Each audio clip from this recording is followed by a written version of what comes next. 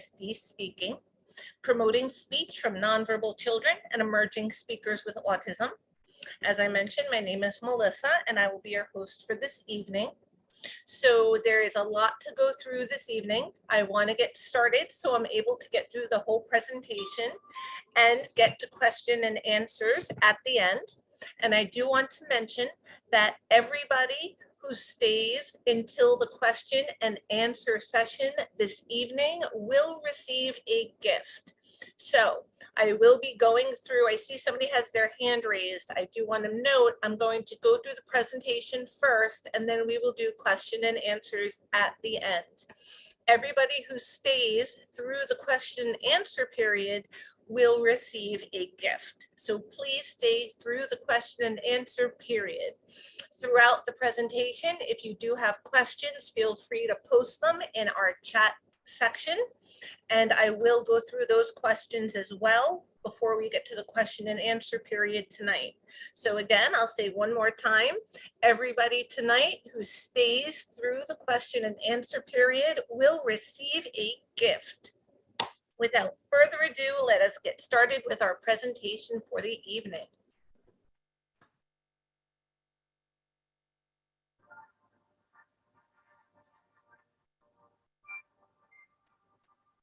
I remember when I got pregnant with my daughter, I felt so grateful and so blessed. And my life up until that point had been pretty rocky. I'd had a lot of bumps and bruises along the way, and I finally thought that I was turning a corner and God was blessing me with this beautiful gift of a child. And I just, yes, finally something was going my way. And then when she was born, she was just absolutely perfect. I had all of these dreams and expectations for her. I thought of all the things I thought she was going to do.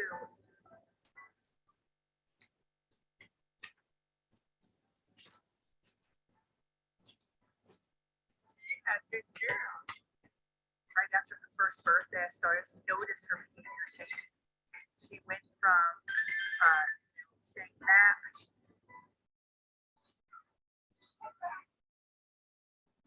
She was obsessed with Dora the Explorer, Mama, Dada. She was saying it all. Girl, say that. Hit all of her milestones up to that point. She walked at 1. She was solid. She just, she looked really good. And then I just remember her, it felt almost overnight or very quickly where her demeanor just changed. She went from this super happy baby to crying, frustrated all the time. And I remember saying to my mom one day during one of these sessions, like, where did my happy baby go? But I didn't think anything past it. I think I was kind of not ready to fathom that something could be off, even though the telltale signs were there.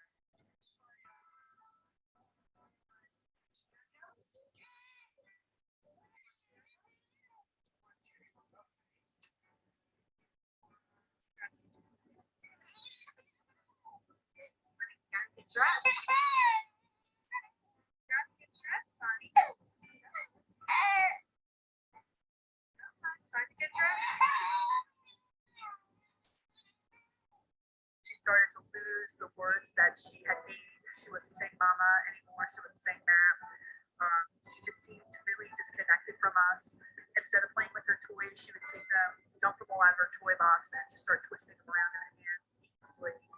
With no intended purpose. Really kind of in denial about it. And I remember one day we were in the middle of a store, and then all of a sudden out of nowhere, she just started screaming and yelling like somebody had slapped her. I don't even know what the problem was, and I was so mortified. I didn't even know what to do. I was so scared. I literally just left the half full cart in the store, picked her up, and just ran out of there. I never went to that store again. I just didn't even know what to think. And that was probably the first time it really kind of stung for me that maybe something is wrong.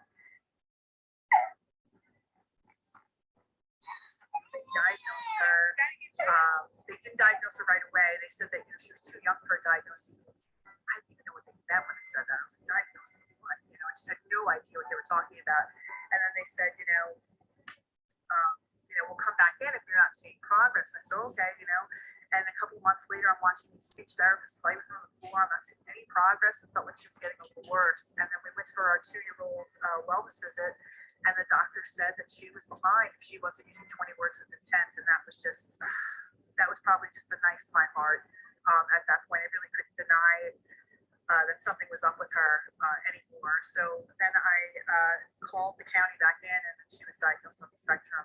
And I remember that day, and it was worst days of my life. It was my darkest hour. I could easily say that as a mother, as a woman, as just a human being. It was probably one of the hardest times I had ever gone through. And so I'm so happy with God, so thankful, so pleased at doing this for correcting this beautiful gift He had given me. And for a while there, I struggled. I struggled to figure out what this meant, or what we were going to do, or how this was going to define her. All those dreams I had for her future were just completely shattered, and I just had no idea what was going to happen next. And I went from hopeful to just complete blank when I thought about the future. One night I was thinking, I'm going to die one day. I was going to care for her like her mother. And something about that thought just snapped me out of my depression and my anger and my fear and said, listen, we got to get to work here. I promised that when she was born, I was going to be the best mother I could be to her. And that promise, it hasn't changed. In fact, she needs me more now than ever, not less. She needs me now. And I didn't know at the time what we were capable of, or what having those changes, that mindset shift for me was going to do. But I wanted to know that at the end of every night, I could look myself in the mirror with confidence and say, did you do everything you could, Michelle, to give her the best possible life? And the answer was yes, and that was a good day. And I wanted to answer yes 100%. And no matter where the cards fell, I know I could leave this earth saying I gave her everything I had, no regrets. And as I've navigated this world with her and walked away that day after having that thought, I really just grabbed the bull by the horns. I became her fiercest advocate. I'm not a special education master's degree teacher. I never had any formal training in ABA, but I knew that I was going to learn whatever I needed to learn to be really strong for her. And Juliana lost all of her language. Cheerios? Trees. Okay. She was nonverbal when she was diagnosed.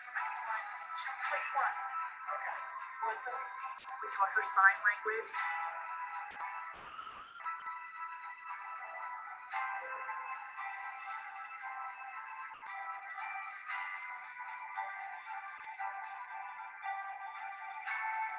Show me.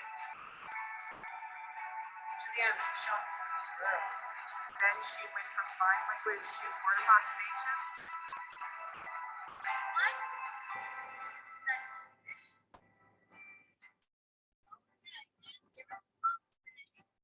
Then she started to speak. Say, I did it. She went from the most restrictive preschool environment. She was in a 6.4, most restrictive preschool, special education preschool environment.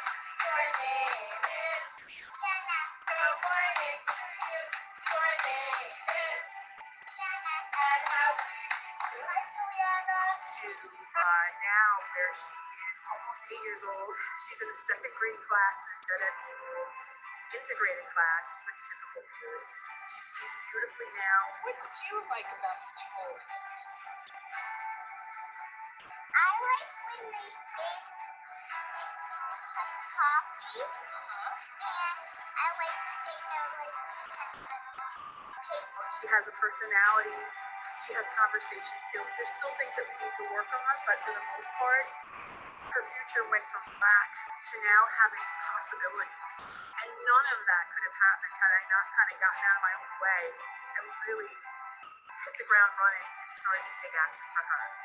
And I can't say that I can do that for every parent I coach. What I can tell them is I will have them feeling like I did, looking myself in the mirror, you looking at yourself in the mirror and saying, I was everything I could be for her today.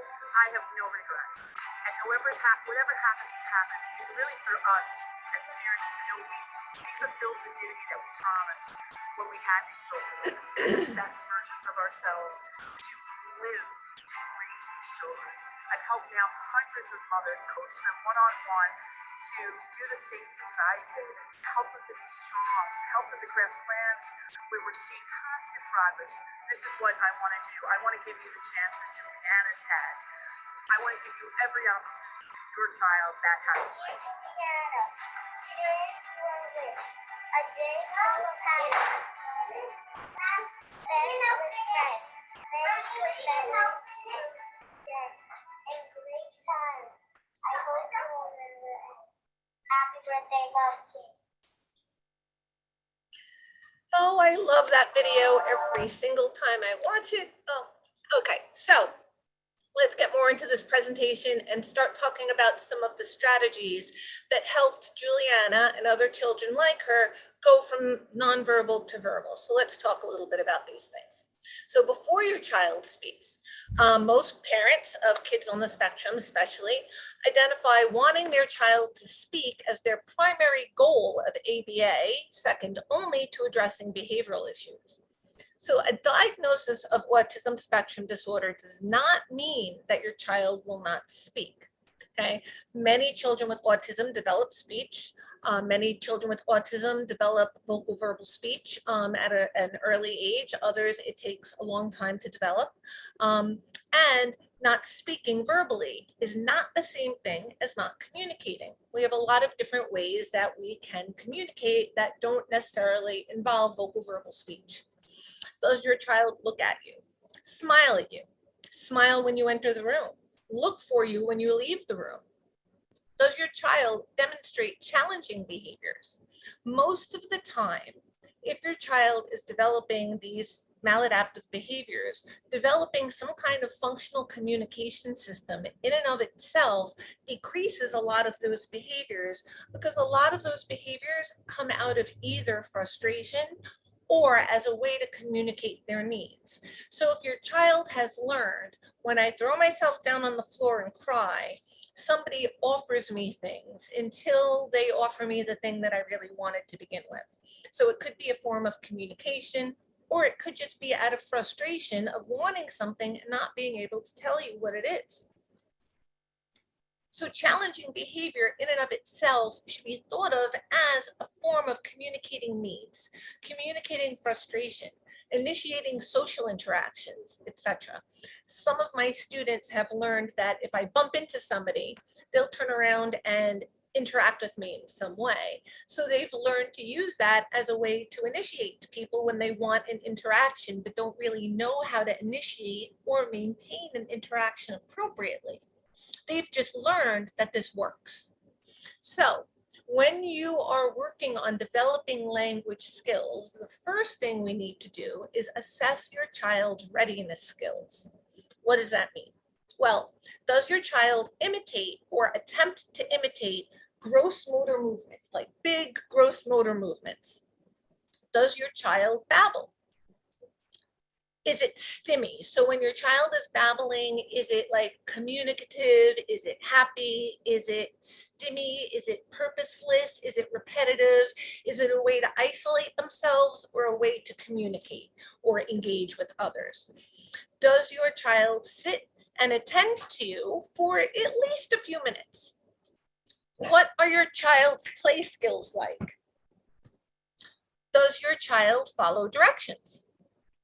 Does your child echo other things like words or scripts from preferred movies or videos or songs, etc.? Even if those words aren't clear, like can you tell by the tune that they're imitating from a video or imitating a song? So here are several strategies that can increase communication in general. And we're going to go into more detail about each. Encouraging play and social interaction. Imitating your child back to them, focusing on nonverbal communication, simplifying your language, following your child's interests, considering assistive devices and supports, providing opportunities for your child to speak, increasing the motivation for your child to speak. So let's talk about each one of these steps a little bit. The first one was to encourage play and social interaction. Interactive play provides enjoyable opportunities for you and your child to communicate. Engage your child in a preferred activity and make frequent sounds and vocalizations that are associated with the activity. So as an example, if you're playing with the car, you can make beep, beep, vroom, crash sounds. If your child imitates any sound on their own, or if they babble, give a lot of praise and reinforcement. So you want to make a really genuine big deal about it if your child imitates anything or spontaneously starts to vocalize during this play. We're not asking or requiring any sounds. We're just rewarding them with praise when they happen. And if your child is highly motivated by other things like snacks and things like that, you can also provide access to snacks or drop little pieces of a snack in like a clear cup every time your child babbles or initiates or imitates. And then after a period of time, hand them the cup and give them whatever is in it. Over time, your child should associate fun sounds with the activity and will be more likely to imitate or spontaneously say those sounds in the future. So anytime you want to see a behavior happen again, we want to reinforce it. Sometimes our praise and genuine enthusiasm is enough to make it more likely that a behavior will happen again in the future. If that's not enough to motivate the behavior to happen again, that's where we have to rely on backup reinforcers like little snacks or treats or tokens that they can turn in for access to other items or activities. But the point is, engaging in this fun activity and making these sounds and then getting the praise, or making these sounds and then getting the praise and access to snacks and things like that, will over time make the activity itself and make communicating in and of itself more fun, more reinforcing, more enjoyable, just because you added that reinforcement to the thing you wanted to see more of, which is any kind of vocal verbal communication. So during these interactions, you want to position yourself in front of your child and close to eye level. So get down on their level. So it's easier for your child to see and hear you. Okay, so imitate your child. Now, we want to get your child to imitate you, right? And imitate others. However, mimicking your child's sounds and play behaviors will encourage them to vocalize more and to encourage more interaction. So initially, they may not get, if you say something, they say something, or if you do something, that they do that same thing that has point-to-point correspondence with what you did. If they don't understand that concept of imitation right off the bat, we need to teach that imitation. One way to teach it is to model it, is to do it yourself. So when your child makes a sound or a movement, you imitate them and exaggerate it so the child can see that you're imitating them. It might take a few times, but your child's gonna get it. And over time, that might become like a back and forth game.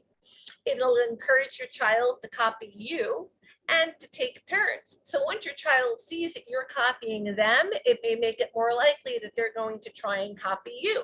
And then you go back and forth, taking turns. You want to make sure you imitate how your child is playing, as long as it's a positive behavior. So if your child rolls a car, you roll a car. If they crash the car, you crash the car too. But if they throw the car, you're not going to imitate that. So again, you want to imitate, or you want to reinforce anything that you want to see happen again in the future. You want to attend to or reinforce to make it more likely that it'll happen in the future. If your child makes a sound, imitate that sound back to them. And after several repetitions, they may find it a fun game to lead your behavior. You also want to focus on the nonverbal communication. So what do we mean by that? Gestures and eye contact build a foundation for language. You want to encourage your child by modeling and responding to these behaviors as well. Exaggerate your gestures. Use both your body and your voice when communicating. For example, extending your hand to point when you say, look. nodding your head when you say yes, right? Or shaking your head and scowling when you say no. Use gestures that are easy for your child to imitate, such as clapping, opening hands, reaching out your arms, big, easy, one-step movements to start. You also want to respond to your child's gestures. When your child looks at or points to a toy, hand it to him or her. Take the cue for you to play with it. Similarly, you also want to point to a toy that you want before picking it up. So again, you want to think of it as modeling the language you want to see. So if you want your child to point to things that they want, before you get something, you should point to it as well and then take it. Or point to it in front of your partner and have your partner give it to you. Have your partner point to something and then give that to them. Model the behavior you want to see so your child has the opportunity to imitate it. They may not, but if the opportunity isn't there, they definitely won't. Now we want to simplify your language. And by this, I want to explain what the one-up rule is. So using simple language helps your child follow what you're saying and makes it easier for him or her to imitate your speech. It also makes it easier to focus on the important piece of what it is they're saying, especially when we're teaching beginning speech, right? So if your child is just starting to learn to speak and they're only able to say 1 or 2 words at a time, we don't want to expect a whole sentence from them, right? So we don't necessarily want to model the whole sentence. We want to focus on the piece of the language that's most important, right? So if I'm teaching the child body parts, right? Nose is the important thing when I'm pointing to this thing on my face, right? Saying, this is my nose. Those other words are really not important right now. At the beginning, the most important thing is when I do this, I say nose. When I do this, I say head. When I do this, I say clap, right? All of those other extraneous words like I am clapping now, you should clap too. Those all come later. But at the beginning, we want to focus on the most salient words that are going to get your meaning across, because those are the words we want to start teaching your child to say, the words that are the most relevant at the beginning. Darwin, stop. Excuse me 1 second. I have to open the door so my dog can get out, or he's going to start working and nobody is going to be able to hear me. So, my apologies. Okay, so we want to use the one-up rule, which means we want to model 1 word more than what your child is currently using. So if your child is nonverbal, meaning that they're really not using vocal verbal words, they're not usually saying words at this point, then you want to say 1 more word than what your child is typically saying. So you want to try speaking mostly in single words. So as an example, if your child is playing with the ball, you want to say ball, or you want to say roll, or bounce, or throw.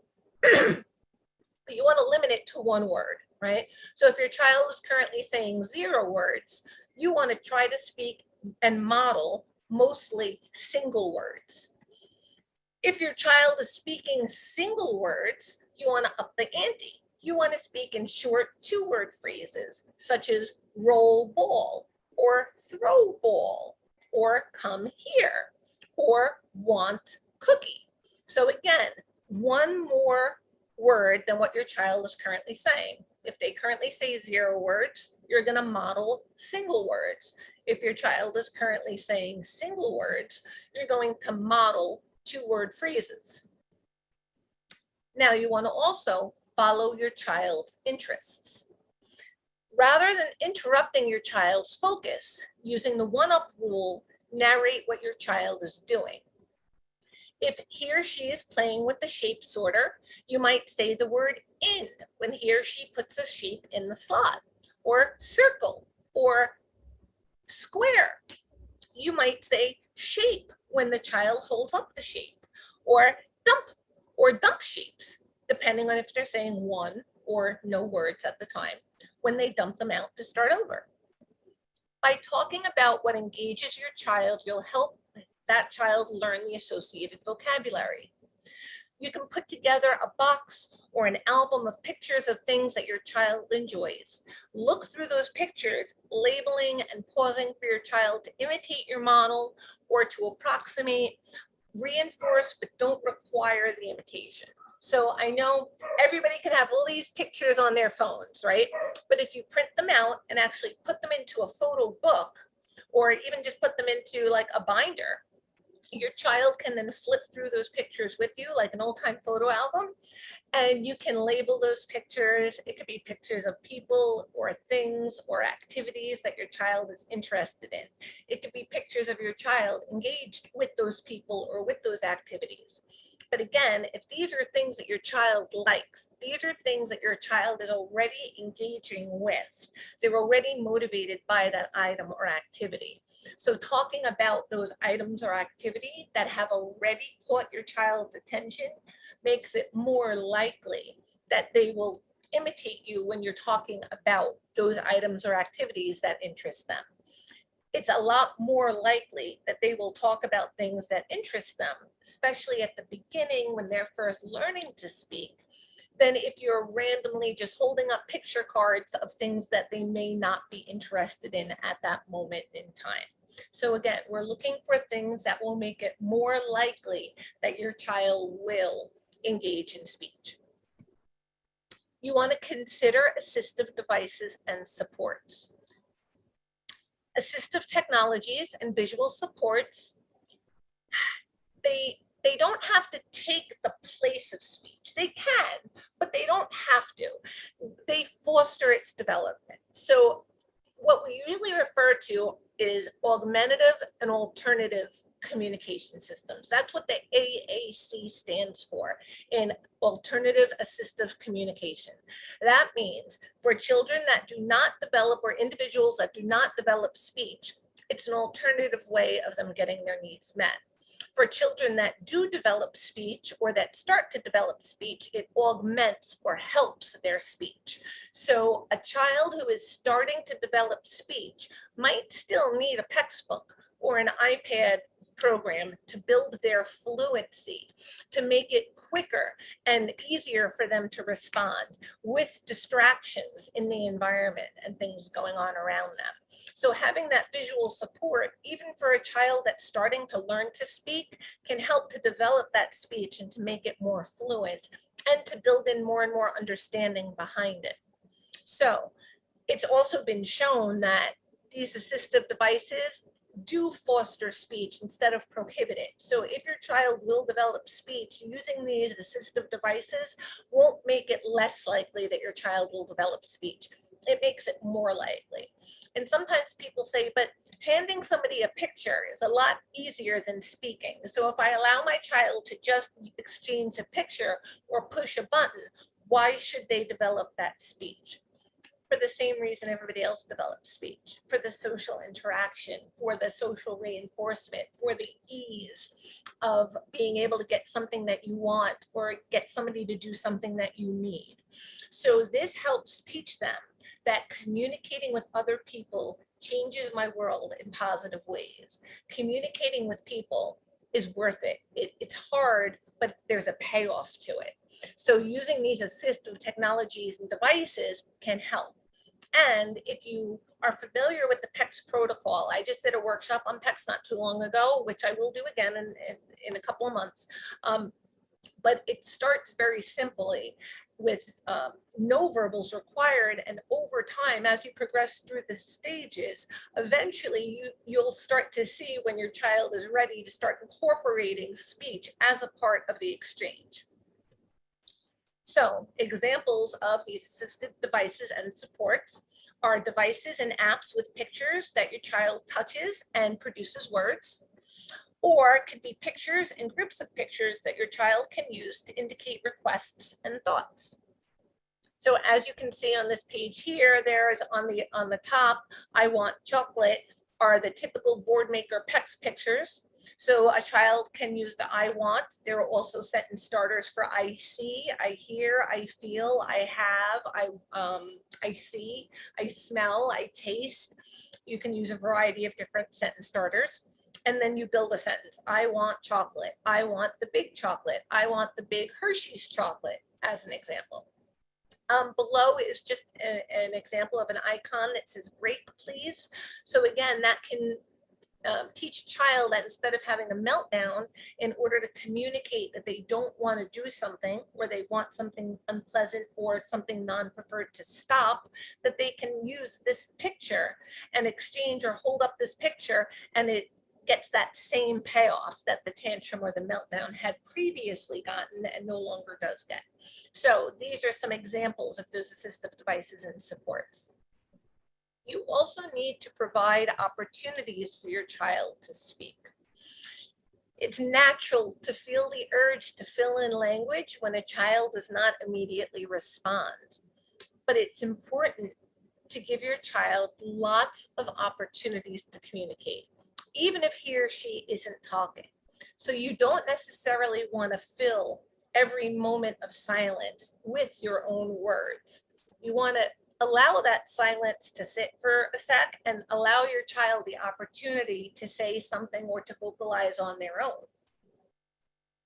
When you ask a question or see that your child wants something, pause for several seconds while looking at him or her expectantly, so they know that you're waiting for something, and see what they do.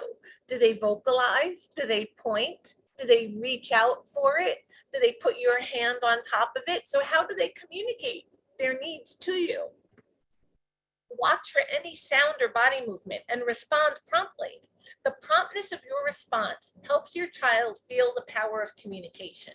So the quicker you respond to their attempts to communicate, the quicker they'll make that association between pointing to that object and getting that object, or reaching for that object and looking at you and gaining access to that object, or saying a sound and then gaining access to that object.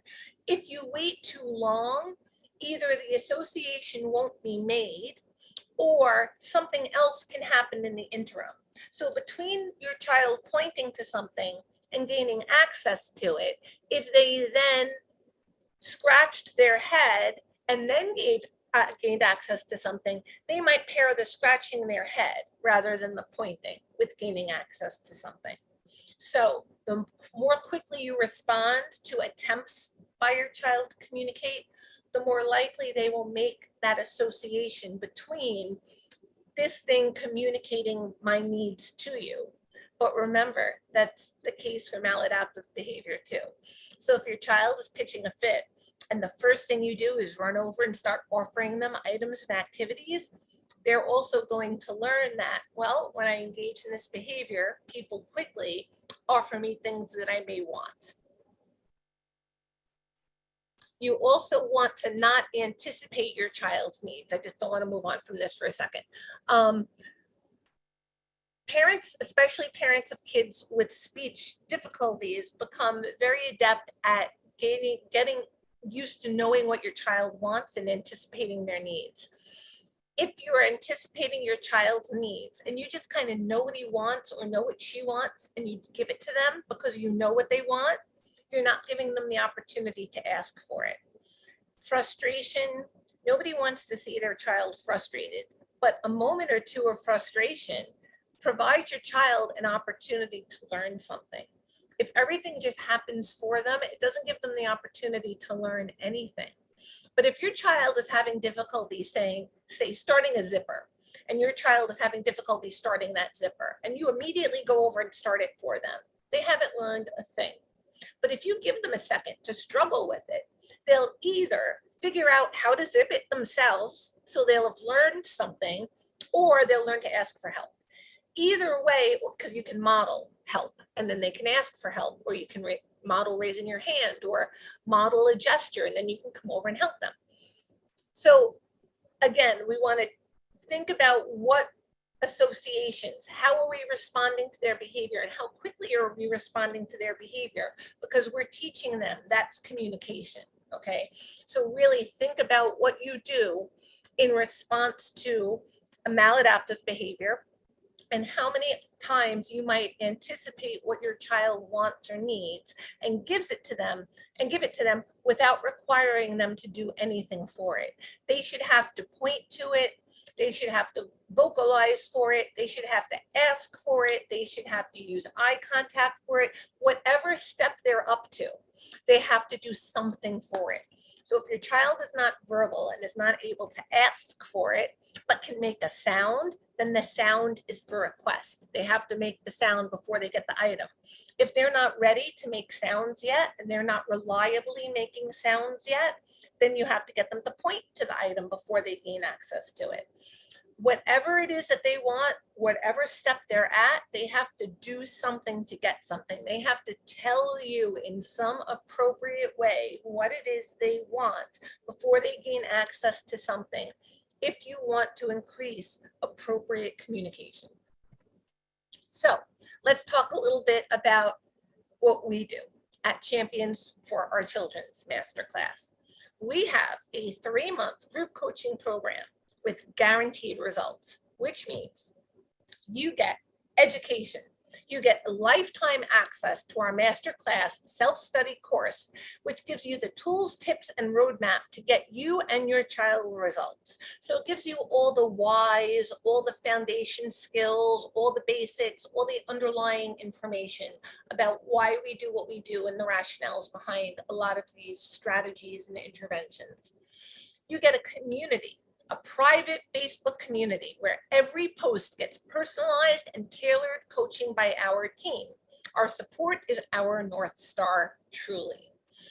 You get 3 live expert weekly coaching calls with Michelle, with our mindset coach, and with BCBAs like myself, where we build week over week to achieve the goals you have for your child. Now, this is all part of our 3-month group coaching program, okay? So one of the things that we were just talking about is increasing your child's motivation to speak and not anticipating their needs, right? So if you give your child everything he or she wants immediately, as I said before, why should they speak? Speaking is hard. Your child's life is hard to begin with. Why are they going to do something more difficult for no reason, right? If they're already getting their needs met, why should they do something harder if this is already working for them? So we have to increase their motivation to use communication. How do we do this? You can give a child a locked box but no key, or a box they can't open, and just give it to them, and now they have to express to you in some way that they need help. You can put a movie in the player but take the batteries out of the remote. So again, they expect it to work, but it doesn't. While a child is on a swing, don't automatically push them, or push them a couple times and then just stop. Give the child a coloring book, but no crayons, if they like the color. Give the child a sealed Tupperware with the preferred treat or item inside, especially if it's a Tupperware that they cannot open or have difficulty opening. Give the child an iPad, but don't unlock it. And if they already know the code, change it first. You want to stand in the doorway when your child wants to leave the room. Okay, so these are all examples of things that will temporarily, in the moment, increase your child's motivation to communicate with you. Now, I know what a lot of you are thinking. If I give my child a locked box but no key, they're going to throw it. Okay, I'm not saying give it to them and just hang out, walk away and see what happens, right? We want to give them something that's going to interest them, that they're going to want more access to. Then we want to give them the way to communicate that need. So now we can prompt them to ask for help, to point to a picture, to point to the box, to point to the key, to raise their hand, to say help, to say any sound that we then label as, oh, help, you need help? Of course I'll help you. Oh, open, of course I'll open it for you. Oh, you want a crayon? Oh, you pointed to the crayons. Of course you want the crayons. Oh, what do you want? Do you want the crayons or do you want the remote? Oh, okay, you want the crayons. Here you go. So we want to first set up the need for them to communicate. And then very shortly thereafter, we want to provide the opportunity for them to communicate. We want to give them the method with which they can communicate. So we want to model or prompt. So if we're going to have them point to what we want, you can point to it and then model and then look at your child for them to imitate you. Or you can model and then hand over hand prompt your child to do what you just did. Or you can gesture or give them a partial prompt or use a visual. Whatever will work for your child is okay to use. We want to first give them the frustration, the opportunity to need to communicate, and then give them the method with which they can communicate that need appropriately. That's one way to increase their motivation to speak. So the reason why we had that 3-month slide right before this one, a lot of the strategies that we talk about, especially at the beginning, are very general suggestions that you can try to implement. And if those are enough to get you started and get your child started and going, awesome, great. Use those strategies, get going, get moving, and be successful. If you happen to hit any roadblocks along the way, so you start to utilize some of these strategies that we're discussing tonight, and something different happens, and you don't remember what I said about it during the presentation, or maybe something came up that I didn't address during this presentation, or something that you wish you could have asked during the presentation happens a couple of days from now. What do? Well, if you are part of our coaching program, you could post on the Facebook group and ask for help. And one of us, or many of us, or some of the other families sometimes will get back to you with suggestions. You can come to one of the scheduled meetings throughout the week. You can bring it up during your Q&A with Michelle, with the Mindset Coach, with the BCBA. So there are opportunities for us to help you along the way, as opposed to giving you some information during a workshop like we're doing tonight, letting you try those strategies on your own and hoping that they work for you and that you're able to come back and rewatch the video and utilize those strategies. But sometimes, like I said, either you have questions about it later on, or this starts to work and you need the next steps. If you're part of our program, we can provide that to you on an ongoing basis. And as I always say, don't give up. This is hard. This stuff is really, really tough. Getting a nonverbal child to speak can be very challenging and can take a lot of time, as you know. It is not intuitive. This is not instinctual, okay? If the strategies to get your children to speak were intuitive, you wouldn't have signed up for this workshop tonight. You would have just figured it out. These things are not intuitive, but they're not magic either. Okay, it's science. There was a time where I didn't know how to do any of this either, but I learned. People taught me and I learned, and now I know it well enough that I can teach other people how to do it. You are even more motivated than I am because this affects your children, right? So you can learn how to do this too. You can learn how to make the same kinds of decisions that I would advise anybody else to make, okay? So this is just science and we can teach you how to do this. We just need access to you on an ongoing basis in order to provide that support for you guys to learn. Because I did learn this, but I didn't learn it overnight. So don't give up. If your child is demonstrating challenging or maladaptive behavior while you're trying these strategies, you want to consult with the BCBA for assistance.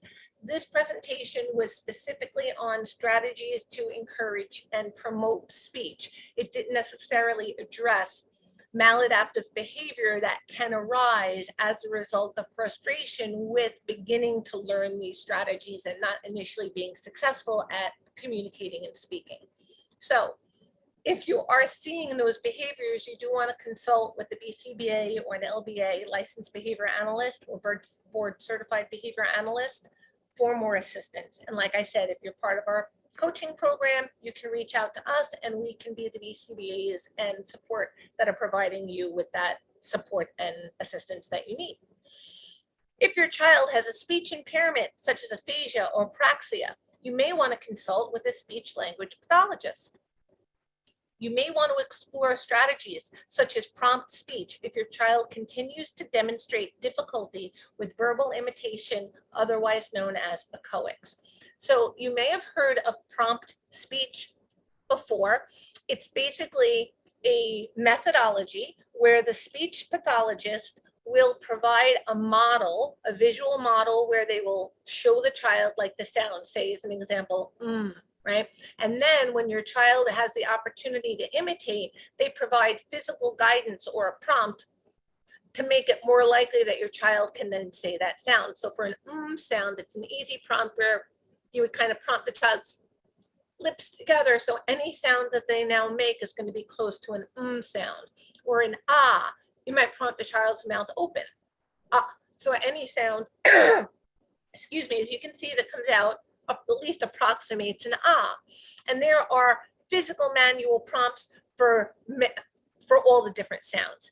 But you have to be a speech language pathologist to go to these trainings and to know how to do. So I've worked with speech language pathologists that are prompt trained. I do know some of the strategies, but I've never been able to attend a training for prompt specifically because I'm not an SLP. But if you can find an SLP that is prompt trained, it can be so helpful, especially for kids that do have issues like apraxia or aphasia, where it's an actual difficulty with getting your mouth to make the right sound that's coming from your brain to get out. So that the manual prompting along with the visual model and the auditory model is really, really helpful for a lot of kids. Sometimes they just can't figure out how to get their mouth and tongue and air in the right position to get that sound out. So prompt speech therapy can help with that. If your child is demonstrating echolalic behavior that's interfering, consult with an SLP and or a BCBA for help. So if your child is constantly echoing or mimicking everything and it's getting in the way. So as an example, if I said, say hello, instead of saying hello, they would say hello, or they might repeat parts of videos or parts of songs or things that they've heard earlier in the day. So our 3-month group coaching program, as I mentioned before, has guaranteed results. And what you get for your child, you get foundational skills for an independent life for your child, which includes potty training for your child. Your child gains communication, eliminate tantruming and or problem behaviors, interact together as a family as if your child does not have a disability, stop eloping from happening, which is an extremely difficult and dangerous behavior, get your child trying new foods, etc. So our 3-month group coaching program that has guaranteed results, you get learning your child fluent language through behavior, proven tools for all things autism, get your life back. Stop worrying about autism every minute of every day because you have support now. You can have a better relationship with your partner or your spouse, but you have to get comfortable being uncomfortable, okay? Have your back in those teachable moments when they're tantruming in public, when you have to speak up at an IEP meeting or question your therapist or teachers or doctors. We are there to help you with that. We are there to help you in a meeting or prepare for a doctor's visit or give you a list of questions to ask or be there with you while you're going through it. Like, we're there to provide assistance for you throughout these things that come up. You will be at peace with your child's diagnosis. You will no longer see it as a death sentence, but you'll see it's possible to have autism and live an amazing life. You're not alone anymore. So not only do I do this for a living, but I have a nephew on the spectrum. And when he was little, he could have been that video that you saw of Juliana. He was very similar in terms of not having language, being in distress all the time, having a lot of behavioral issues, a lot of sensory issues, a lot of feeding issues, a lot of behaviors. He didn't speak until he was older than 4. He went to Just Kids Preschool, which is a special ed preschool for kids on the spectrum to learn how to speak. And he got services through school when he started in kindergarten and got ABA at home after school. And my sister is also in the field and I can't treat him, but I can help follow through on things. So we got him what he needs. And he went from being just like Juliana was in that video. Well, I just gave him his the first with me, driving lesson this past weekend. He's about to turn 18. He just graduated from high school, no supports. He, well, no one-on-one supports, or he had supports in his IEP. He was just the lead in his school play. He got to play Seymour in A Little Shop of Horrors. Rick Moranis, eat your heart out, because he was amazingly awesome. He has a girlfriend. He is going to start attending Suffolk Community College in the fall, and in 2 years, he wants to go to Fredonia and dorm. But he needs the first couple of years at home to kind of get his bearings first. So all of this is possible. I've seen it as a therapist from this side of the table. I've seen it as a BCBA from this side of the table, and I've seen it as an aunt from the other side of the table. So this works. I know it does, because I've seen it and I've lived it. So the how to get these results, which I know is what you guys are waiting on with bated breath. You get, so the education, again, lifetime access to our masterclass self-study course that gives you all the tools, the tips, everything you need to get you and your child results. You get Access Potty Power, which is a mini course, and how to new to communicate, pre-recorded workshop course, and all the PDF guides. You get the community, the private Facebook community where every post gets personalized and tailored coaching by our team to what you need at any given moment to honor what you're going through on a day-to-day basis in real time. You get 3 live expert weekly coaching calls. This is the fastest way to get results with Michelle, our mindset coach, and BCBAs like myself, where we personalize your journey and milestones and teach you how to achieve them effortlessly. You get specialist calls, mini programs, and workshop access. You get 1 dietitian call once a month with Greer, who is amazingly awesome. You get a specialized call with our trifecta, Armando. He is a BCBA, and he's also on the spectrum, and he has such a unique perspective as an individual on the spectrum who works as a BCBA, and free access to special trainings and guest speakers. Support is really, truly our North Star.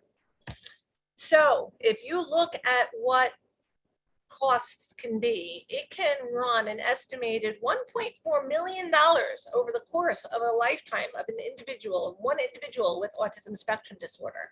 And if you look at all the costs here for communication devices, iPads, apps, softwares, an actual augmentative device, diapers, ABA therapy, speech therapy, OT, PT, food therapy, therapy for you, etc., etc., etc., it can be $8,400 a month, which can total $100,900 a year. Over the course of a lifetime, easy 1.4 million. So you get your self-study program, you get access for life, you get 3 months of weekly group coaching, you get your Facebook community where no questions go unanswered. And if you enroll now, you get the Potty Power course, which is over 3 hours of nonstop potty content to get your child potty trained. You get the Advocate Like a Boss course, the needle moving steps that it took Michelle to get Juliana to where she is today. This expires at midnight, the offer that we're offering you right now. For tonight only, if you sign up by midnight, this will only cost you $19.97, okay? Or 3 payments of $715. This saves you $1,000. It's normally $3,000 for this. You're getting it for $19.97. That's 3 payments of $715 for all of this. And our guarantee is if you show up and you do not see results in those 3 months, you stay until you do, okay? So if you sign up, the $715 a month for 3 months, this is $22 a day for 3 months of support.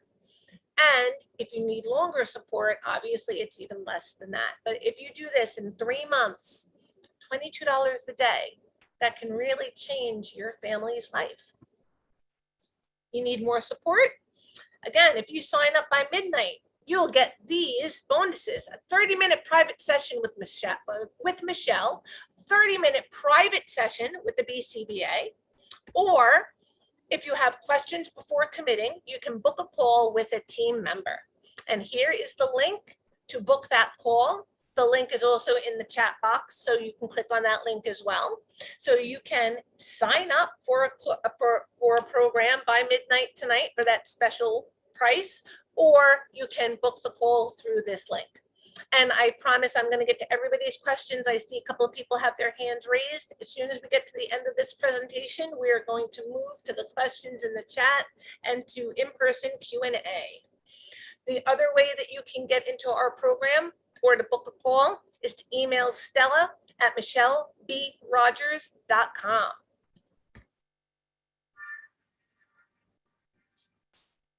So when you came to us, what were your biggest struggles prior to joining the program? And what was your child's biggest struggles before you came to us? First, the big one was potty training and speech. Like he had some words, but I couldn't really get him to fully tell me, what he wanted. So those were always my two biggest concerns with him, and for him and me, I guess, so for both of us. This was a 7-year-old kid. He turned 7 in July. Pee and pretty much poop in his pull-ups. When you look at him, like, oh my God, something's got to be done. So we were not potty trained, we're not talking much. He wasn't able, if I told him to go get something, do any of those things. Behaviors were starting to become more prevalent where he was becoming obstinate, stubborn, refusing to do the things we asked of him, to the point where he was even, destroying his room. Speech was a big thing because he wasn't talking. It was a lot of just silence. Nothing.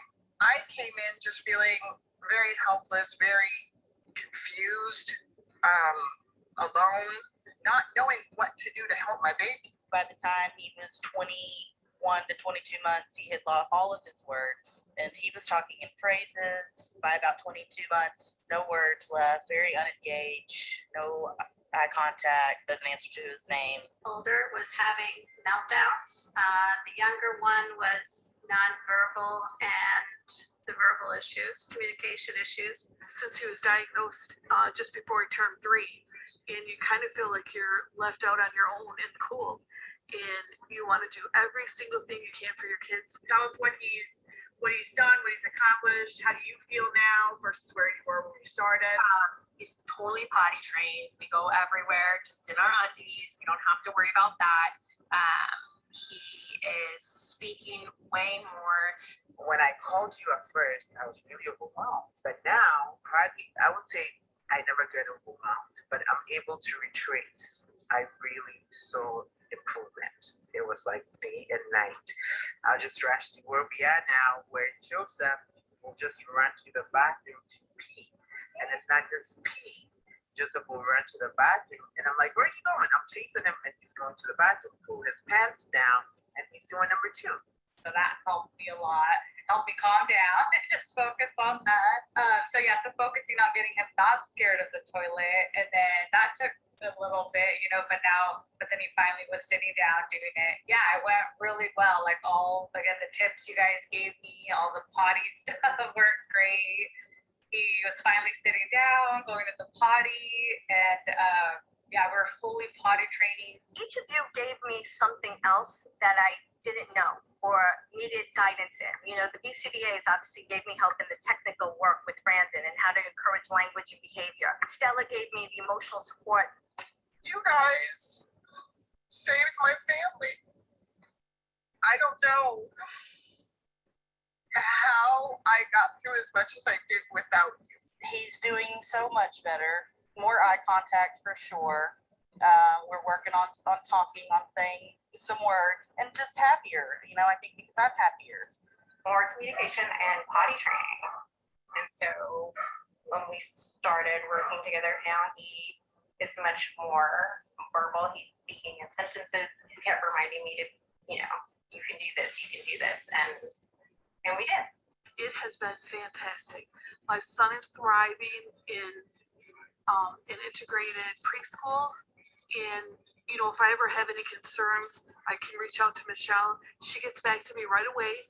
They're doing really, really well. Both are potty trained. I'd say 95% of the time, doing really, really well. I think their ABA program here is wonderful. We got very lucky with that, and we've got good vision for the future. All right, so then my last question for you is, would you recommend us to any other parents? Every single person that I have met, I've already told them about you and your agency. Absolutely. Hands down of everything we've done, this has been the best thing, just having so much support in the different areas. So absolutely, hands down, I would recommend this a million times over. I would definitely prefer anyone to this, because again, I never thought he was going to be potty trained. It's worth it, you know. I think anything, if you get just a little bit out of it, it's worth it. And I've got so much from this, you know. So do it is what I would say. I will recommend you. Whoever has a child on the spectrum, I will recommend Michelle. I mean, if you have a chance to do this, I definitely recommend it. It has made all the difference. Thank you.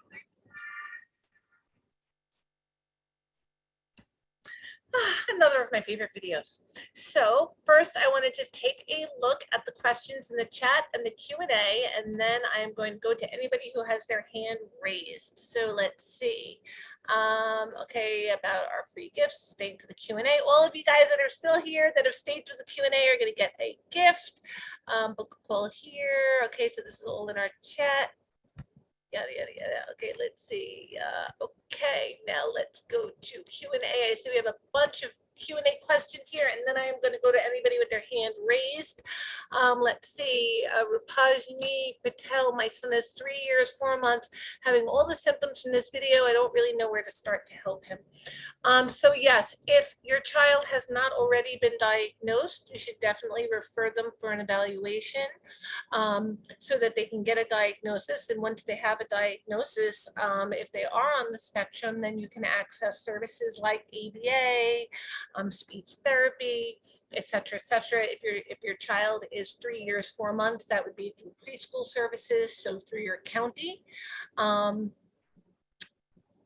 And look for those county services. So if you refer your child for an evaluation, a multidisciplinary evaluation, then you'll see if they do get, like I said, if they do get a diagnosis, and then that would determine what services you would be eligible for. As an example, if you have health insurance, ABA for a child that has an autism diagnosis can be covered through health insurance, depending on the policy that you have, et cetera, et cetera. So it's a really hard road, but you have to start. Once you get started, then we can put everything in place for you. And this is a really good place to get started as well. So sign up for a book a call and we will help you get there, I promise. Let's see, 6-year-old, completely nonverbal, never had words. Just never had them. Multiple therapist programs, thousands spent since age 2, 0 progress, will not find, little interaction beyond taking by the hand to do things, does not imitate, he stims and blocks his ears, does not vocalize, we are so tired and sad. Anonymous attendee, I understand it's not the first time I've heard very similar stories to that, but don't lose hope. Your child right now is getting their needs met. So they are communicating their needs to you in some way. You just need the right person to help you figure out how they're already communicating to you and how we can shape that communication to be basically translating their speak into English or whatever your dominant language might happen to be. So just because your child is 6 and has not had words does not mean that your child cannot learn to communicate. Do not give up hope, please. My child communicates only in 1 or 2 words. Instead of full words, how can I improve on that? Imitation. We talk a lot about that, but it's so important. Not only imitation, but getting your child to imitate something new or something novel can be so helpful. Once your child becomes a fluent imitator, and it's so important that they can imitate fluently, which means quickly, and imitate different actions. So if your child can do this, good, do this, good, do this, good, do this, good, do this, good, do this, good. If they can do that for varied imitations like that, relatively that quickly, then you can use what's called behavior momentum. So what behavior momentum is doing what I just did, and then at the end, throwing in the imitation that you really want. If your child is a fluent imitator, if your child will at least attempt to imitate something that they've never been taught before. So if I've taught them to do this, and I've taught them to do this, and I've taught them to do this, and then I do this, and they approximate doing this, that's generalized imitation. They imitated something new that they were never reinforced for imitating before. Once your child gets to that level, then you can use behavior momentum. I'm going to demonstrate that now. It would be, do this, good, do this, good, do this, good, do this, good, do this, good, do this, ah.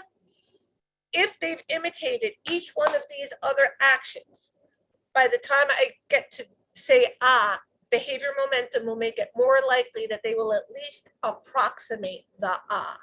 If they are fluent imitators and if they can imitate a novel movement. So those are the kind of things that we coach you on and help build over time. My son is really good at manding. How can I expand on this? Once your child gets really good at manding, you can start to build in attributes. So manding is requesting. So if your child is good at requesting like book or cookie or Skittle, you can start building in attributes. So colors, shapes, sizes. You can build in prepositions. So which cookie do you want? The one next to the bottle or behind the book? Okay, so we could start building language like that. And now your child can start to request with that. So again, which one do you want? I want the cookie next to the book. Okay, so we use the one up rule, just like we were talking about in the presentation. If your child is manding with one word, you're going to start to model 2 words. If your child's manding with 2 words, you're going to start to use 3 words when you model. Okay, and then you're going to also build in things like tacting, which is labeling items, introverbals, which is answering questions. So again, book a call so I could really coach you through all of those different steps.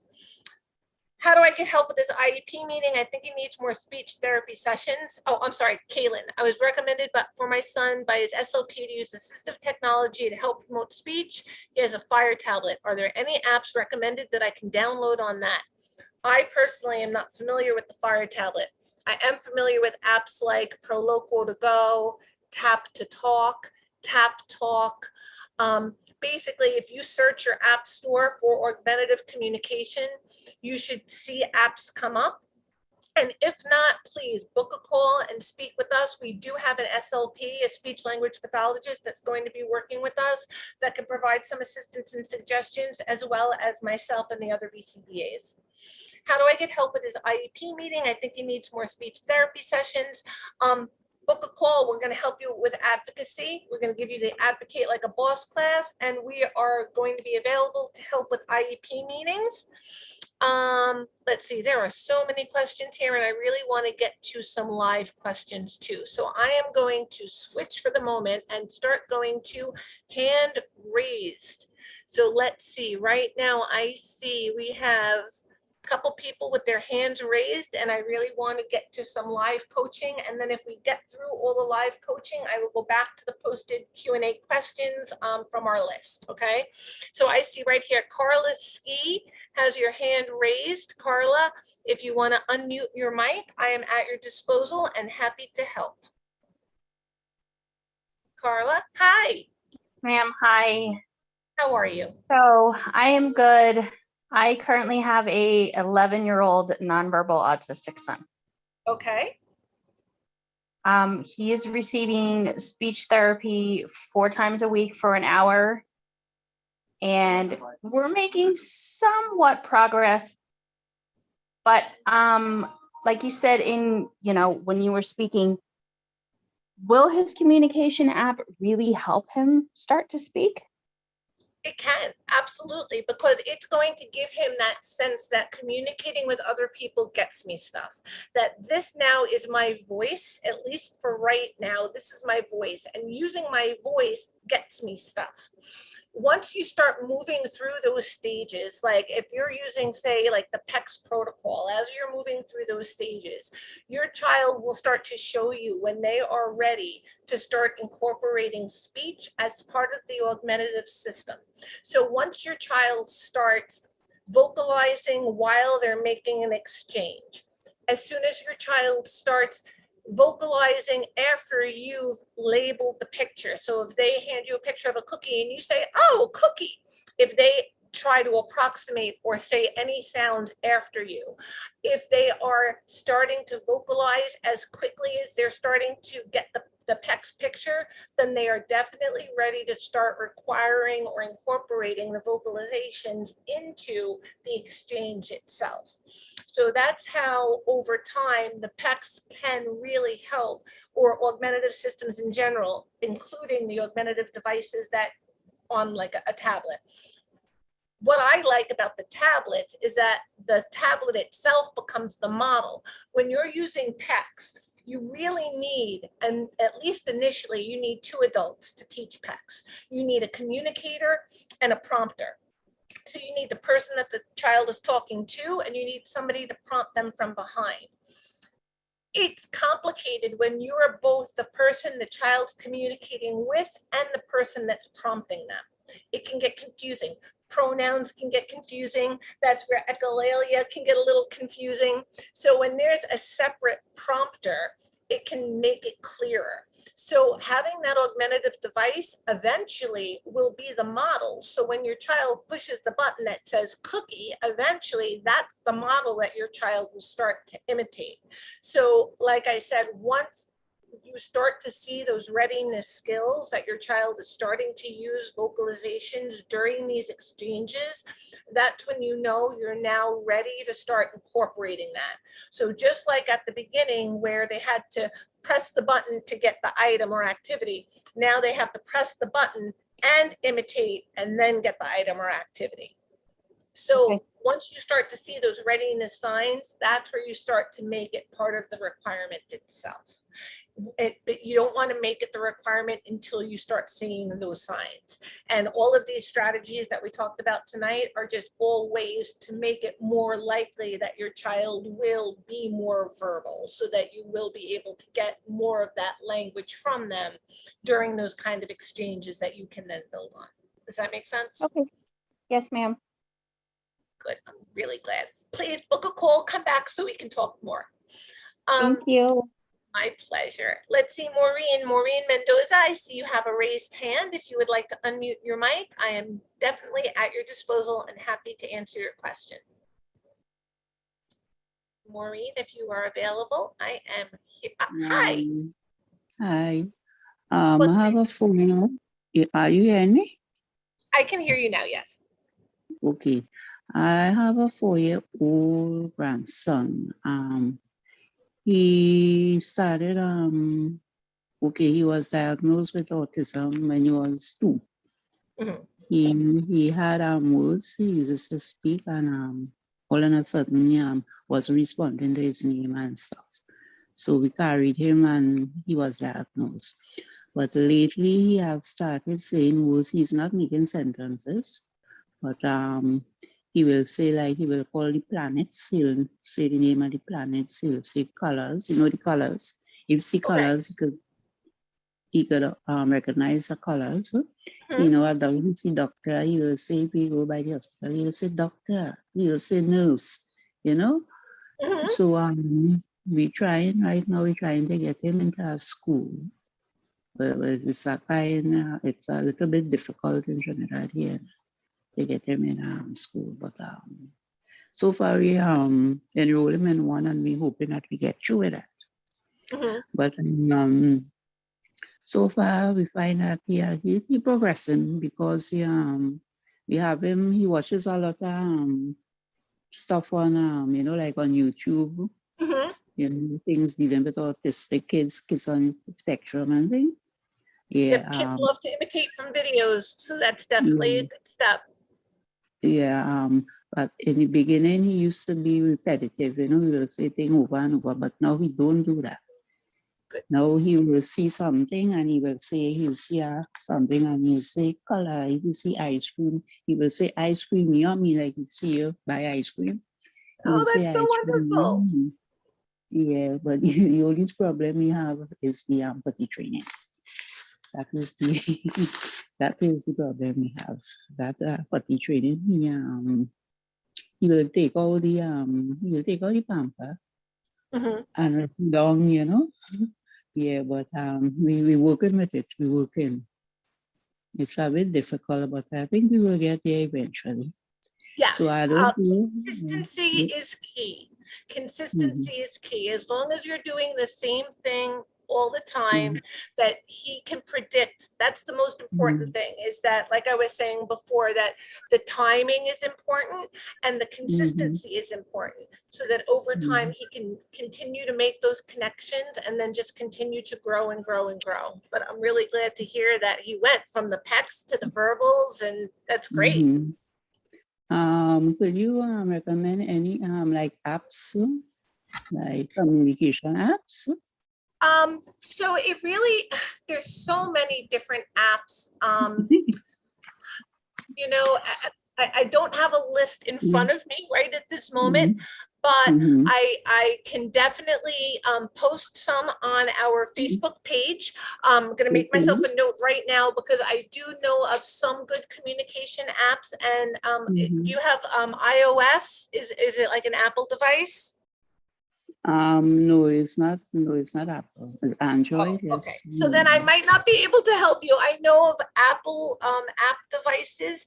So what I would recommend is just go to your app store on your device and search ABA, search autism, and search speech ABA or speech autism, and any apps that they have will pop up.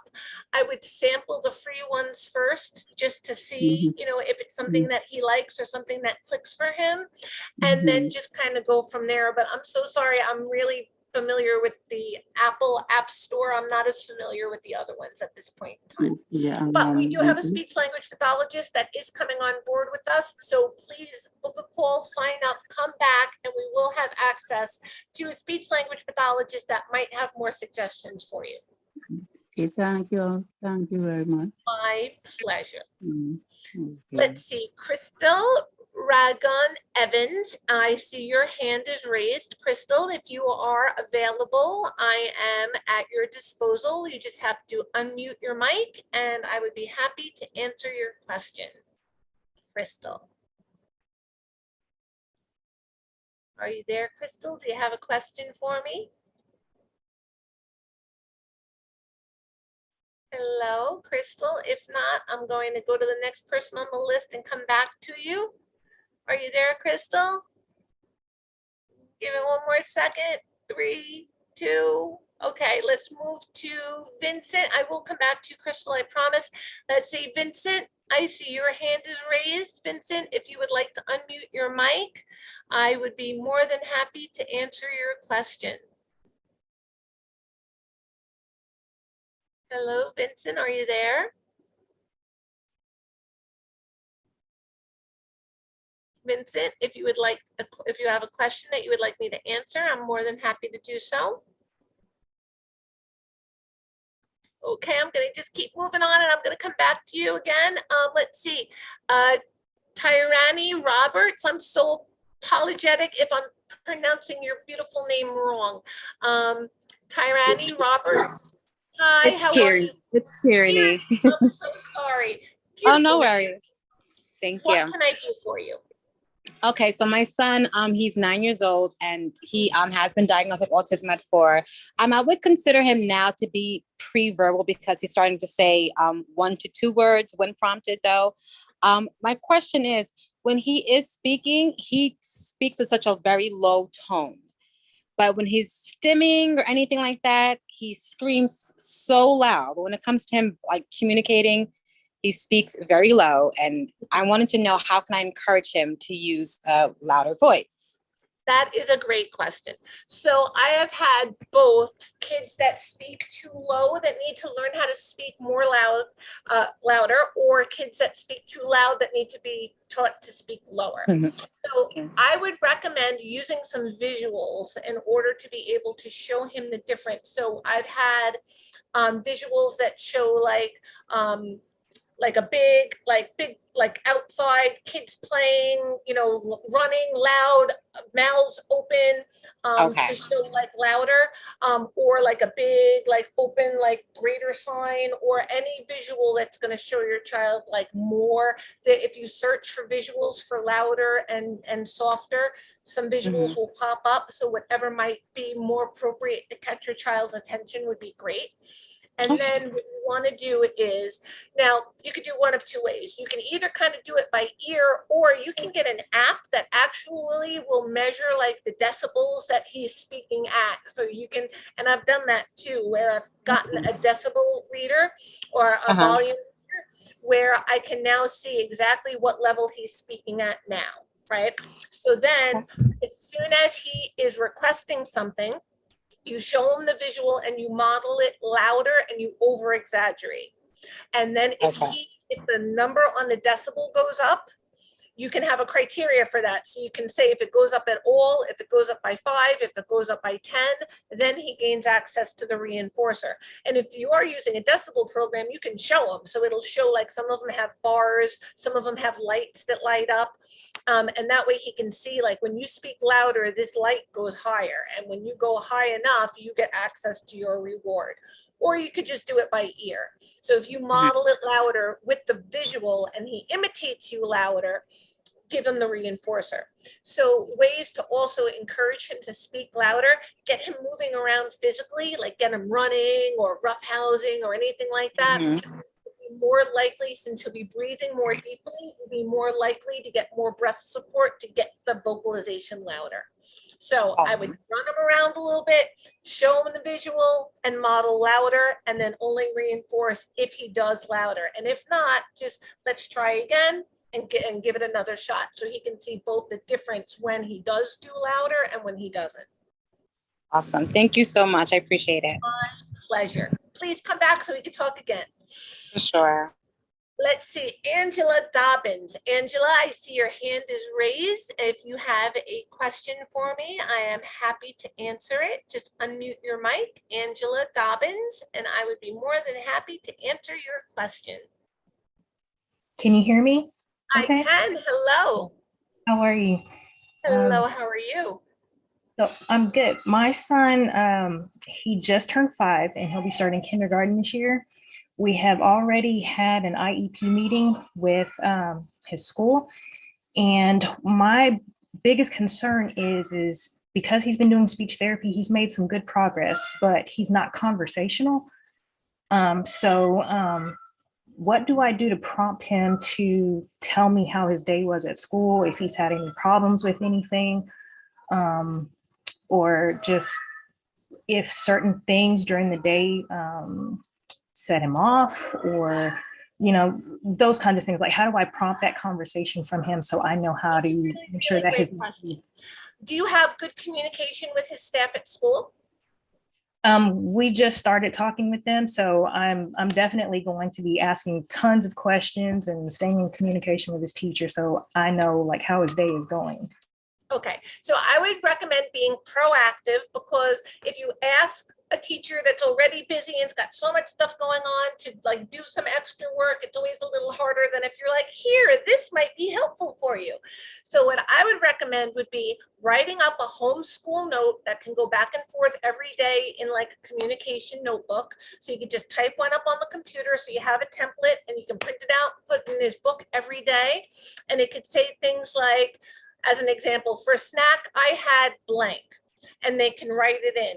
Or you can give like 3 choices that they can circle, depending on what you typically send for him. Today, I sat next to blank. Today, our special was blank. Or again, you can fill in, our special was library, gym, music, reading, art, and let them circle it. Like the less work they have to do, the better. And it goes back and forth every day. That way, when he comes home, you take out his homeschool note, you see what he did, what he had, any issues, like anything that's on the note. I would suggest putting maybe 5 things on the note. So again, you're not overwhelming the staff with too much all at once, but it'll give you a good amount of information to start with. Now you have questions that you can ask him that you have the answers to. So you can say, hey buddy, what'd you have for snack today? And if he had chips and he says, I don't know, or he says cookies, you can now look at the paper and go, really? I think you had chips for snack today. Why don't we try that again? Remember back. Or you could just, you can either give him the answer and ask again, or you can say, really? You had cookies? Are you sure you had cookies? Let's think back. What were your other options? Maybe you had chips, maybe you had cookies, maybe you had steak dinner. What do you think? What'd you have, buddy? Give him another opportunity. But you have the information there, so you know if he did have chips and he says chips, you can reward that. Wow, you did have chips today. Thank you so much for sharing that with me. Now he can earn a reinforcer or a point or a token or praise or enthusiasm or, again, whatever is motivating to him. But if you don't have the information already, you don't know if you should reward him, you don't know if you should correct him, and you don't know what to correct him to the right answer. But if you have that information in front of you, you can then use it to help expand his language. And then once they get used to that and he gets better at it, you can change the context of the note to include other things that you want to converse with him about. Okay, thank you so much. That's very helpful. Oh, I hope so. My pleasure. Okay, let's see. How about, I'm going to go back and see if Crystal is there. Crystal, are you available at this point in time for a question? I know your hand's up. Hi. I am. Hi. Hi. What can I do for you? Okay, so I have many questions, but I'll just ask one. When my son is humming, what would you suggest? And I know that that's called stimming, but what would you suggest I do to encourage him to talk or replace it with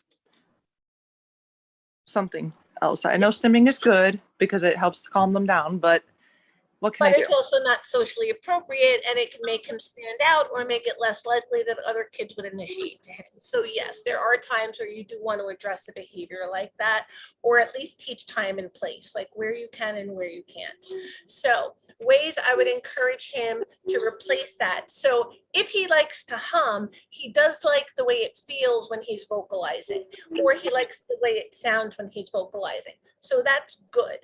What you want, the message you want to get across to him is when we are in these specific conditions, when you hum, I'm going to bug you. So when you hum, I'm going to give you other things to say. I'm going to model other words. I'm going to say, hey, buddy, how about let's try this? Say blank. I'm going to ask you questions. I'm going to model words, but I'm going to basically bother you and prompt you to do other things when you're humming. But when you're speaking, when you're using words appropriately, I'm not going to bother you. So I am going to put things up around the house that we can point to and label. And that way, if you're humming, I can point to, say, a picture that he can now label. And now I can reinforce that instead of having to bug him and correct him for the humming. You can reinforce the absence of humming. So if, say, as an example, he's humming pretty much constantly, you can set a timer where if he doesn't hum for 30 seconds, you reward him. Or for every 30 seconds, he doesn't hum. So here's an example. I had a kid that really loved like Rice Krispie treats. They would do backflips for Rice Krispie treats. So I took a picture of the Rice Krispie treats, laminated the picture, and cut it up into 4 pieces. For every 30 seconds that the child did not stim, they earned 1 piece of the picture. Then set the timer again, another 30 seconds, you earn another piece of the picture. As soon as the picture is complete, you get access to the Rice Krispie treat. If, while the timer is counting down, they vocalize, I stop the timer and reset the interval. So if they're perfect, they can earn a Rice Krispie treat in 2 minutes. If they're not perfect, it could take 3, 4, 5 minutes. So Okay. that's the theory behind it. You have to So see- redirecting? It's more Yes. So you're like redirecting. redirecting. to words, or like I said, if you can teach him to label like pictures and objects, you can point to those pictures or objects to replace the humming in the moment, and then you can reward him for labeling things in his environment or answering questions. And like I said, you can kind of bug him when he's humming by asking questions and pointing to objects, but anytime he vocalizes appropriately, you're just going to let him and reward that. Okay. So all like two different suggestions. You can redirect and you can reward the absence of it. Okay, thank you. My pleasure. And please call, sign up. So if one strategy doesn't help, we can talk you through the next one. Okay, thank you. You're welcome. Let's see if Vincent is available. Vincent, are you there? I know your hand was raised and we weren't able to get you before. So if you are available, Vincent, what you do is unmute your mic and I will be more than happy to answer your question. Are you there, Vincent?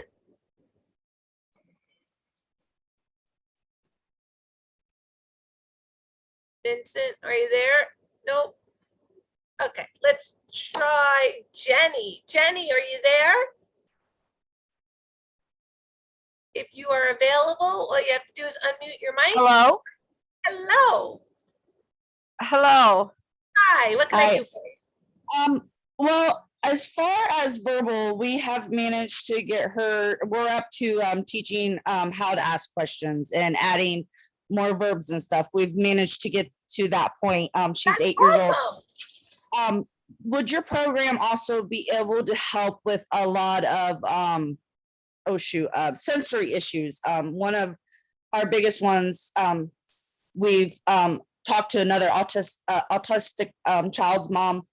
She said it could take a very long time to stop like chewing on toys, sucking her thumb. She is just now in the last year has started eating baby food, and we were told she would never eat. And then I also wanted to let you know, we just within this year got her high functioning autism diagnosis finally, but she has a total of 30 diagnoses. Wow. So it's really hard to, when we have all these sensory issues, determine how to treat those sensory issues. So like I said, our biggest one right now is the constant chewing, banging on her teeth with toys. We've tried the chewies. We've tried, she sucks on her shirt. We've tried the necklaces, cloth necklaces and stuff like that. And she just, I mean, we've been doing it for 3 years now and we're not getting any results. Okay, so what I would recommend would be, the first thing we want to do is find out why is she sucking on, why is she chewing? Is she chewing just because it's self-stimulatory, because it feels good and it's a sensory issue? Or is it some kind of escape, or is it for attention or the reaction that she gets, or anything like that? So the first thing we want to do is make sure that it's only a sensory reason, because it could be for attention, it could be for some other reason as well. Once we know exactly why it's happening, then that gives us more information on how to handle it. I would also recommend, just like I was discussing with the last person I was speaking with, I think Crystal I was just speaking with, as far as reinforcing the absence of behavior. So again, if there's something, a powerful reinforcer that she really likes or wants, you would take a picture of that and say, laminate it, cut it into 4 pieces, set a timer. So for however, say, it all depends on how frequently she chews. Is she chewing like constantly all the time? Does it happen 10 times a day or 10 times an hour? It's a nonstop every day. It's either it's not so much chewing, it's more banging on her teeth. Okay. And then like I said, also, any toy, it doesn't matter what item, books, she will lick books, she will bang her teeth, and then she'll lick and suck on her shirt, or thumb sucking. It could be sensory, it could be attention, or it could be both under different conditions. So Okay. once we figure that piece of it out through like ABC data, then I would say, so as an example, if you took her favorite reinforcer, took a picture of it, cut it into 4 pieces. If you set Yeah. a timer, so for every minute that she goes, or every 30 seconds she goes without chewing anything that she's not supposed to, or without banging on her teeth or sucking on her shirt, she earns a piece of the picture. The timer goes off, give her the piece of the picture, start the timer again. Another 30 seconds, she's not chewing or sucking on the shirt, she earns another piece of the picture. Once the picture is fully complete, she gets the item or activity, and the amount of time she gets the activity depends on how long it took her to earn it, right? So if, excuse me, while the timer is counting down, if she bangs on her teeth or sucks on her shirt, you reset the timer. So it's at 20 seconds and she sucks on her shirt. You show her that you're stopping the timer, wait for her to stop sucking. As soon as she stopped, restart the timer again. So if she was perfect, she could have earned 4 pieces in 2 minutes. If she wasn't perfect, it could take 3 minutes, 4 minutes, 5 minutes, right? So I always use like as much reinforcement as I can. So not only does she get access to the item once she builds the picture, but if she earned 4 pieces in 4 tries without resetting the timer at all, she gets the most of that reinforcer. So say as an example, the reinforcer was the iPad. If she earned 4 pieces in 4 tries, she gets the iPad for 5 minutes, okay?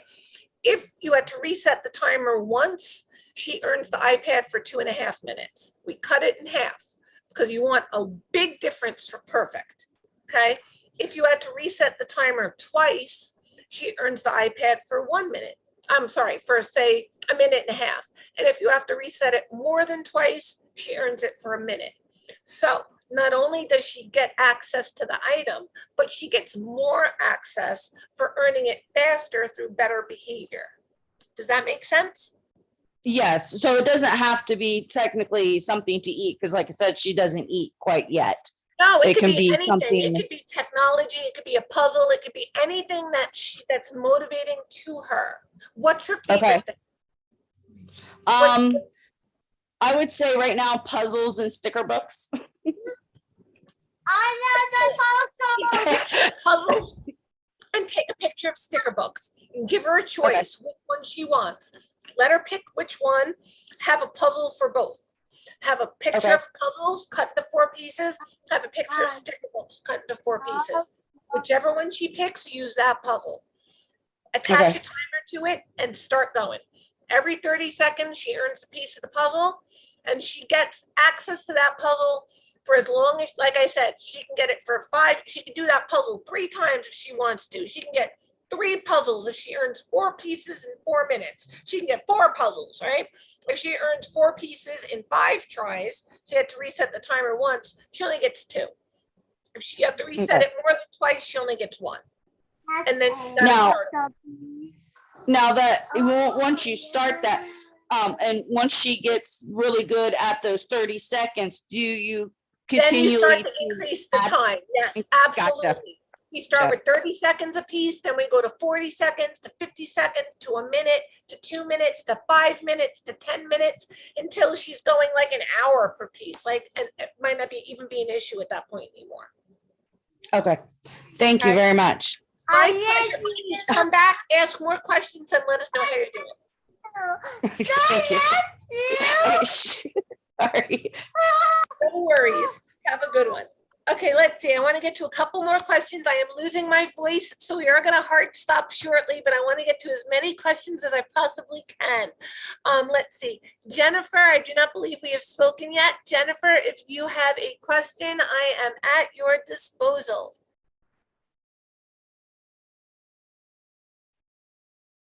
Jennifer, if you are there and you have a question, I am more than happy to help. Okay, I'm going to go to the next person on the list in 3, 2, 1. Nope. Okay, how about Joanne? Joanne, you have your hand raised. Do you have a question? If you do, you can just unmute your mic and I would be more than happy to help. Joanne, if you are there, please unmute your mic. Okay, let's try Leah, L-I-A, let's see. Leah LaSalle 2014. If you are available and have a question, please unmute your mic. And I will be happy to answer your question. No, hi. Hello. Hello. Hi. Hello from Sydney, Australia. What can I do for you? We have a now 6-year-old child who is non-verbal. He had regression at 2.5. He developed normally, neurotypically, speech never really came on apart from mum, mum, mum, and he said daddy once. The child has heavy metal toxicity. That's my first question. Does that affect speech? The other problem is we are detoxing him at the moment. The child stopped eating. The child couldn't poo for 7 to 10 days. He's been on GAPS diet for 2 years. He's eating now. We have now expanded on this diet. He was on a lot of supplements for oxalates, histamine, etc., etc. Low undermethylating. We have stopped the supplements. He's now with a detox specialist getting some herbals to assist the liver to detox. The question is, is the heavy metals responsible for inflammation and brain fog that he can't speak? He does babble all the time, different sounds. Occasionally it sounds like he says a word. Like I'm sure I heard him say mine. Therapists are sure they heard him say go and other words. He does. You said that humming is stimming, but is humming a song stimming? Like he hums Twinkle Twinkle and he hums Old MacDonald. Humming a song is stimming, but it doesn't mean that it's bad. We do it too. Watching TV, unless you're watching a documentary, is stimming. Listening to music is stimming. It's just non-purposeful activity that's done for relaxation or because it feels good, sounds good, tastes good. Stimming doesn't equal bad. Stimming is not appropriate when it's excessive, when it interferes with learning, or when it makes a student stand out so that other kids may not want to initiate to them. But if it's typical or if it's appropriate, then it's not a problem. No, he does. He hums songs all the time. So he actually can hear a song. He either hums songs by himself, or he hums songs while he's in the bathtub, or he likes to hum songs all the time. That's great. So is that still considered stimming? Well, yeah, I would still be stimming, but like I said, just because it's stimming doesn't mean that it's bad or negative. Okay. Does the heavy metal affect his speech? It could, but I'm not a doctor, so I wouldn't want to say conclusively that that is the reason why. But we actually have a wonderful dietitian, Greer, who does, when you sign up for our program, she does a monthly presentation for the participants, and she is amazing. She knows so much more about all of that than I do, as far as like how different things affect like the digestive system and how it affects like your whole, all of that working together, like you were saying with the not eating and things like that. Greer is definitely the expert on that aspect of it. As far as if heavy metals is what causes inflammation and difficulty with speech, that's really outside of my area of expertise. So I would think that it would have an effect that would make sense to me, but I'm not a medical professional, so I really couldn't say for certain. Thank you. One more, please. Sure. Dad has now taken him to Germany Dad does not speak German. The child, dad is a single dad, so the child doesn't have a mom. He's taken him to Germany because he believes Germany is much more advanced in everything, which I found out is actually not so, not as far as autism is concerned. Yeah. But the child does understand English, and now he's putting him in a German environment, and I am so stressed and worried because I would be too. Yep. And I have told him, and he said, no, kids are like sponges. And I totally disagree. And because sometimes the child does not understand that socks is socks. He does understand, but he does get confused. So he's not even 100% with understanding English. And you should always use the same word, like always say water, not one time say drink or bottle or water, but always say the same word for the same thing. And now he's exposing him to a very difficult language. I would also be concerned. I would share the same concerns, especially since he's already started to learn to speak or to understand English. Typically, when I'm working in a house where there is either more than one language spoken or a language other than English is spoken, we have to decide right off at the beginning which language we're going to use and then only use that language, because you're right, it could be confusing. But unfortunately, all you could do is recommend, and then it's up to dad to make that decision. But I certainly do agree with your concerns. Thank you. My pleasure. Let's see, Regina S22, if you are available, I am more than happy to answer your question. Regina S22. Hello. Hi, I'm here. How are you? I am well. How are you? I'm just fine. I've been listening to everybody's information, trying to gain some information on my own. We have she'll be 3 the end of this month, granddaughter who was diagnosed at 18 months with CTNNB1. Very rare diagnosis, but the symptoms are autism and cerebral palsy.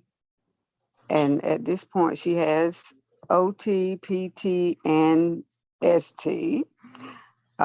Not verbal at all, but she communicates through signs. She can wave her hand if she doesn't want something, or if we're feeding her something and she doesn't want it, she turns her head the other way. You can tell by the expression on her face. She has a baby sister who's about 11 months. And you can tell by the expression on her face when she doesn't want to be bothered with her. She is very stimulated by feelings and things like that. But we're worried because she's possibly going to start a pre-K handicap program in the fall. Dad's concern is she can't communicate to us things that happen, and she can't communicate with the teachers at school or the caregivers at school when she needs something. So, and I noticed the ABA program, she's with speech therapists. Are they aware of that, or? Yes, Okay. they are definitely aware of that. And a big part of what they will do is to teach her how to communicate those needs more appropriately. They will learn, just like you've learned, like how to anticipate her needs. They'll learn that, and then they will teach her a more universal way of communicating those needs. So they might use pictures where she'll touch a certain picture, and then they'll give her that object or activity, so that you don't have to necessarily only be able to tell by the look on her face that she'll be able to tell you by selecting a picture or pointing to a picture, or by using a button on an iPad to be able to express what it is that she wants. And then over time, It's hoped that the language development will come through the help of that assisted technology device. But they will definitely be aware of that. They will be watching for those things, and they will be very communicative with you. So usually they'll have like a notebook that goes back and forth every day, so they can let you guys know things that happened during the day or anything that you might need to be aware of. You can include your concerns or your, anything that you need to communicate back to Okay. them. And they'll continue to go back and forth like that. Okay, she does not walk either. She has braces on her legs that they just got her this past about a week or so ago, a gait trainer to help her It sounds with to me like standing. she can have a one-to-one. She could probably get a one-to-one para so that there's one person that's trained specifically for her needs that would be responsible for her throughout the day, so that that one person is there to be able to help her with anything that she might need in terms of her braces or any assistance that she might require. So I would recommend asking I was for a going to ask, one-to-one. we should ask for that. Yes, Her ask mom for and a dad and her one-to-one mom. paraprofessional for the entire, for her to be there full-time with her. And the Okay. school would be responsible to pay for that. Okay. Last question has to do with disability. We've been going through the paperwork with that too. But I mean, to me, it should be automatic that this is going to be a disabled child. But what can we do to get disability to kind of speed up their process so she can get more of the things she needs? Yeah, unfortunately, it is a process that takes some time, but it does eventually catch up with itself. So fill out everything you have to fill out, take your time, go through the process. Unfortunately, anytime the government is involved with anything, sometimes the wheels move slowly. Just make sure to save copies of everything, keep notes on everything, follow up with people, and just continue to be that squeaky wheel, and you will get what you need. Oh, okay. I had a couple of other things, but it's on there for the back and forth for the answer. And I've also scheduled a phone call for Monday. I'm out of Wonderful. I town was right just now going to till say, Monday. please book a call Yes. because we can really help you long-term with advocacy in general. And as things come up, we can be there to help provide assistance. So I would definitely recommend booking that call, and you already have. So that's wonderful. Okay. Thank you. My pleasure. I look forward to speaking with you more about this in All the right. future. Thank you. All right. Thank you. Let's see, I think we can get to maybe one more question before we have to wrap up. So let's see if Olanike, O-L-A-N-I-K-E, if you are available and you want to unmute your mic, I am at your disposal and would be more than happy to answer your question. Are you there? Hello, hello. No, I'm going to give you one more chance before I try somebody else on the list, since this is going to be our last one. Let's see. No. Okay. Let's see. How about let's try Nana A, A-B-E-N-A-A. Are you there, Nana? If you are there, just unmute your mic and I will be more than, hi. Hi, how are you? Thank you. I am well. How are you? Good. All right. So I do have a 7-year-old. He's partially verbal. He just communicate his needs and that's it. Like, I want to go outside, wear your sandals, mom, and stuff like that, but not to engage in typical interaction, which is a bit bothersome for us because we want him to be more typical, like engage in interaction like every other 7-year-old would. We currently thinking of taking him to a Catholic private school. We have some concerns about that, although that is what I was trained in a Catholic school and, I love the discipline and everything. We thinking that, that is also going to help him as well. But we don't know how if they have, the measures to assist him based on his needs. Yeah, that's the only issue is when you go to a private school or like a Catholic school, like that kind of private school, they don't have to provide supports. So like an IEP, speech, ABA, OT, all of those services come from the fact that every child is entitled to a free, appropriate public education, but it Right. only applies to public education. Once Yeah, you 'cause- decide not to use that and go private, it's really up to them if they support or provide that assistance. Yeah, because we tried that for one school year and we don't like it. They kind of, I think that the whole child, what is it, the meeting, the IEP meeting and everything is a bit overwhelming for the family, they they say a whole lot of negative stuff and I hate to hear that. I want to think positive. Currently he's receiving ABA privately. He's starting speech next week and he's starting Kumon as well next week. So we want him to get those support externally outside the school because their proposals, it's not something the dad and myself want to go with because he's really high functioning. And we did take, they were kind of proposing as a half gen ed and then half autism class or something.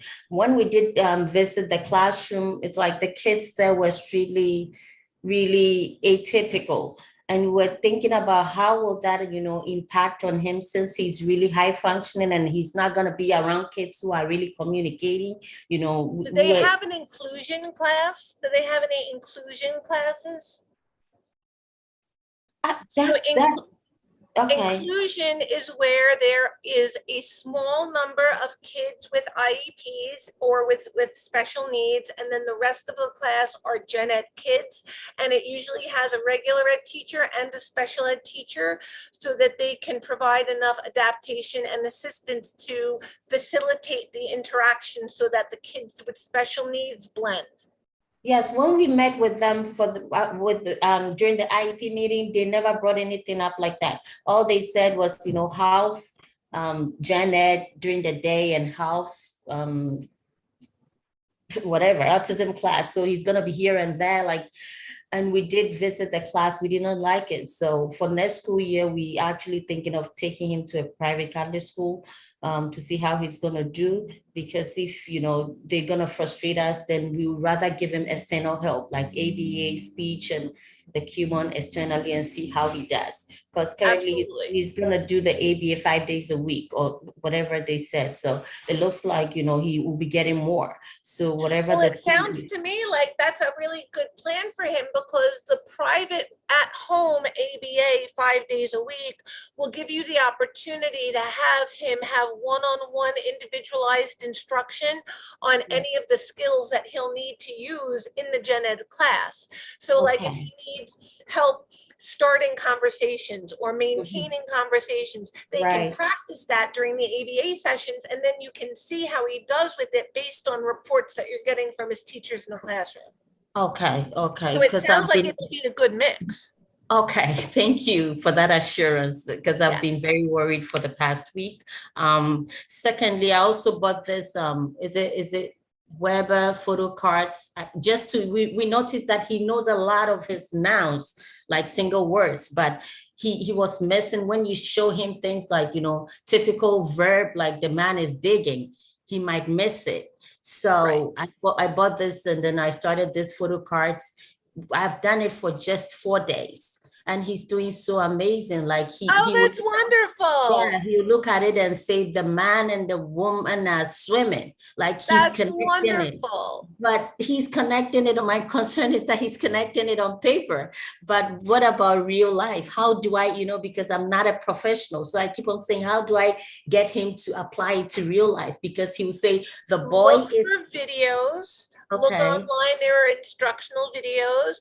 Look at just videos of kids playing. Look on YouTube and just search like videos of whatever skill it is that you want him to work on. So show a video of, say, kids playing together or kids talking to each other or having a conversation, and that way you can show the model through the video as well. So that way he can get that exposure through the video as well. Because, and you can also point it out in real world. You can role play. You can have the ABA teachers like practice those specific skills with him, and they'll be able to bring additional like support materials and visuals that can really help support him with that.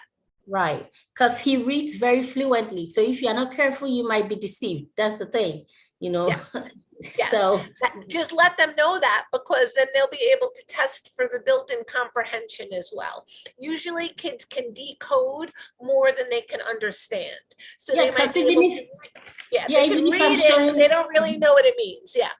Okay, because even if I'm showing him those photo cards, it's like he's looking at the picture, but he's reading through the back to see the answer, because he can read fluently. So I'm like, does he really know, or he's deceiving me? So it's like, Yep.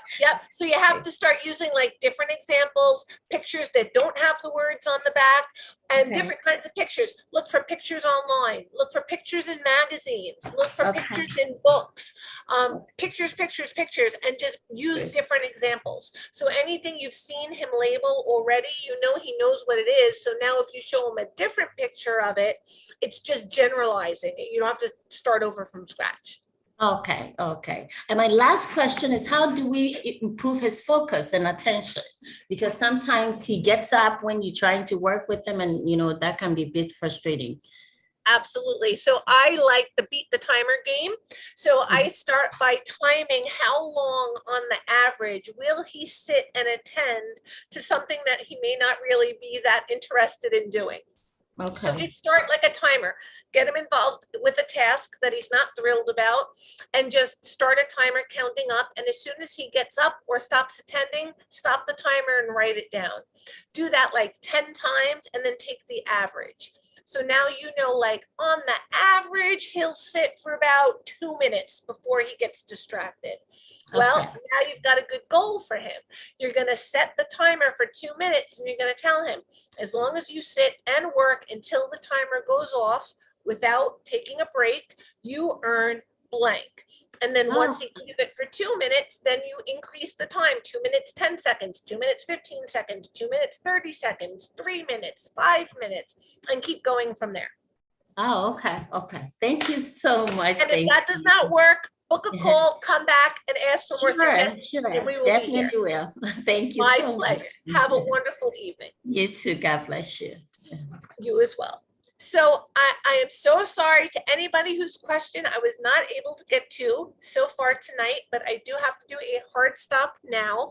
Please enroll and get your bonuses tonight. If you enroll tonight, you get the bonuses. So please book a call, enroll, come back so we can speak further, so we can give you advice and suggestions, so that anytime something comes up, you have access to help in real time. We are here and we want to get to know you, and we want to help you on an ongoing basis. So please book those calls, come back to more workshops, and please keep me posted on your progress. Thank you so much for your attention, everybody. It was a pleasure. Have a good evening, and I look forward to seeing you at our next workshop. Have a wonderful evening. Thank you, guys. Good night.